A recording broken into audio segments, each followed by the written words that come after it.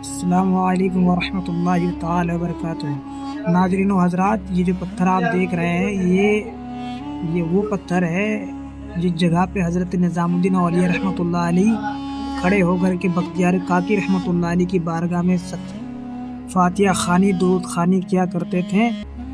دوستو، آج ہم آپ کو دلی کی روحانی دنیا میں لے کر چلیں گے۔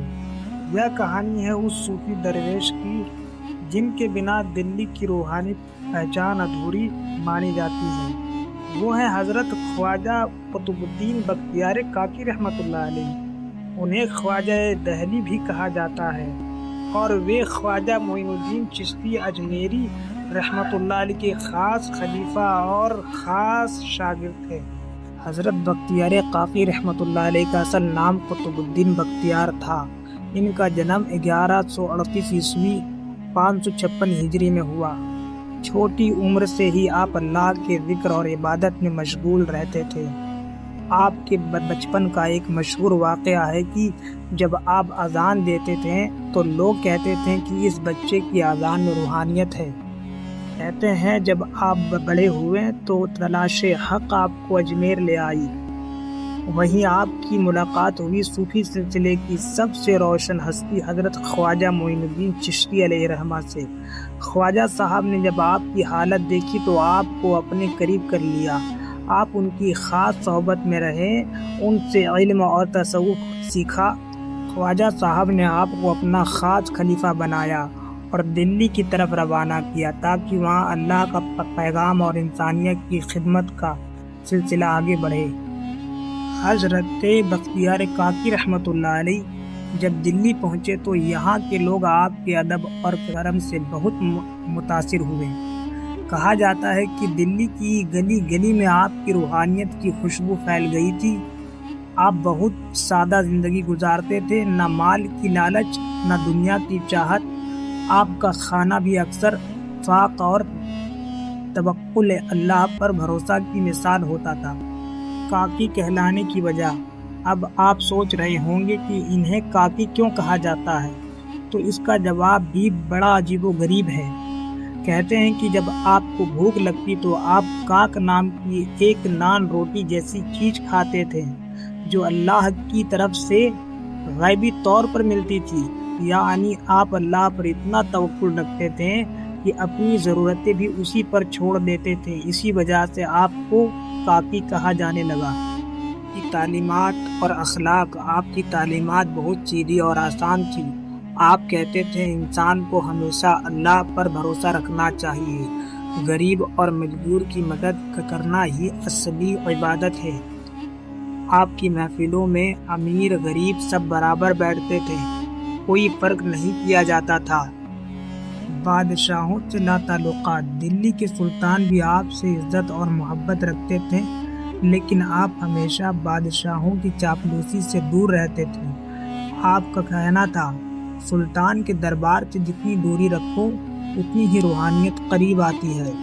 حضرت بختیار کاکی رحمۃ اللہ علیہ کا وصال 633 ہجری میں 1235 عیسوی میں دہلی میں ہوا۔ اس وقت بھی آپ ذکر الہی میں مشغول تھے۔ روایت ہے کہ آپ حالات سماع میں اللہ کا ذکر کرتے ہوئے وصال فرما گئے۔ آپ کا مزار دہلی علاقے میں مہرولی میں واقع ہے۔ آج بھی لاکھوں زائرین یہاں حاضر ہو کر روحانی سکون اور برکت پاتے ہیں۔ یہ مزار شریف حضرت خواجہ فخر الدین رحمۃ اللہ علیہ کا ہے۔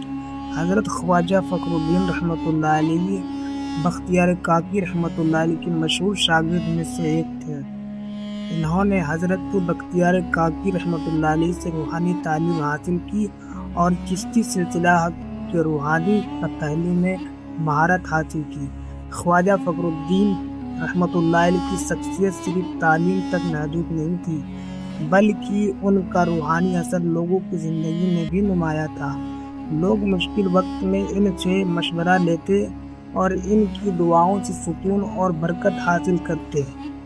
حضرت خواجہ فخر الدین نے حضرت بختیار کاکی رحمۃ اللہ علیہ کے روحانی پیغام کو اور آگے پھیلایا۔ ان کی تعلیمات کا مرکز پیغام تھا عشق الہی، خدا کے عشق میں پوری زندگی صرف کرنا، صبر اور شکر، مشکل وقت میں صبر اور ہر حال میں شکر ادا کرنا، خدمت خلق، لوگوں کی مدد اور رہنمائی کرنا بنا کسی شرط کے۔ ان کے واقعات اور مقامات لوگوں کے لیے آج بھی رہنمائی کا ذریعہ ہے۔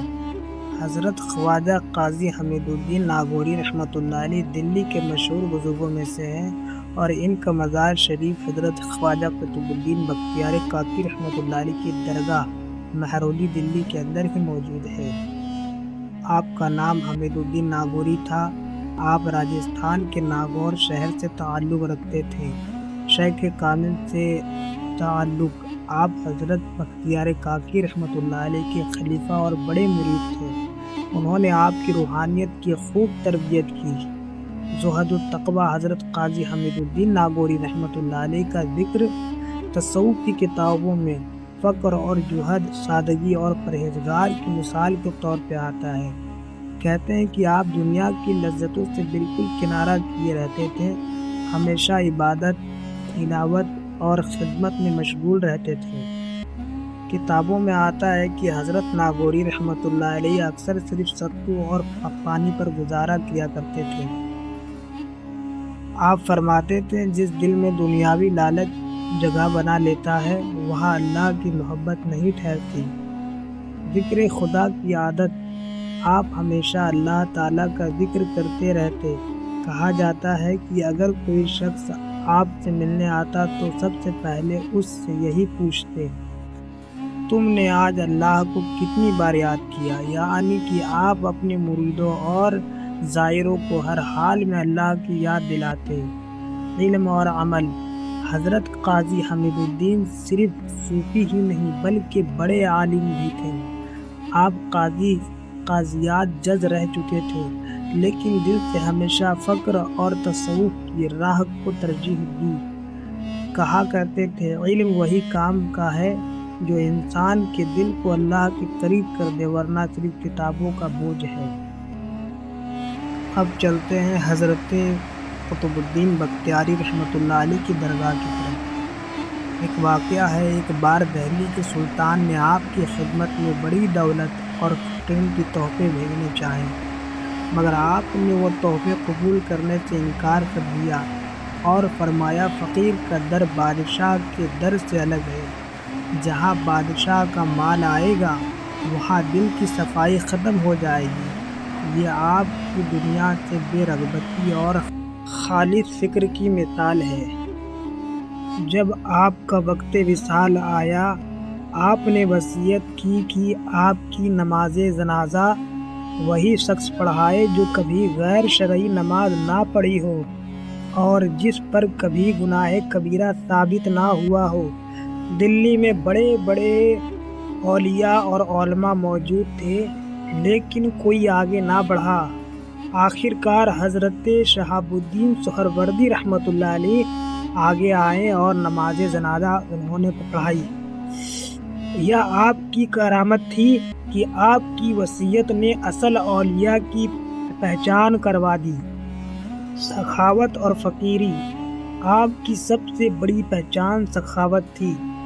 جب بھی کسی نے آپ سے کچھ مانگا آپ نے انکار نہ کیا۔ اگر گھر میں کچھ نہ ہوتا تو ادھار لے کر دوسروں کو دیتے۔ ایک بار آپ کی بیوی نے شکایت کی کہ آپ اپنے بچوں کے لیے بھی کچھ نہیں رکھتے، تو آپ نے فرمایا، اللہ تعالیٰ میرا اور میرے بچوں کا رزق دینے والا ہے، میں اس کے فضل کو دوسروں سے نہیں روک سکتا۔ آپ کی زندگی سے ہمیں یہ سبق ملتا ہے، بھوک اور تنگی میں بھی اللہ پر بھروسہ رکھو۔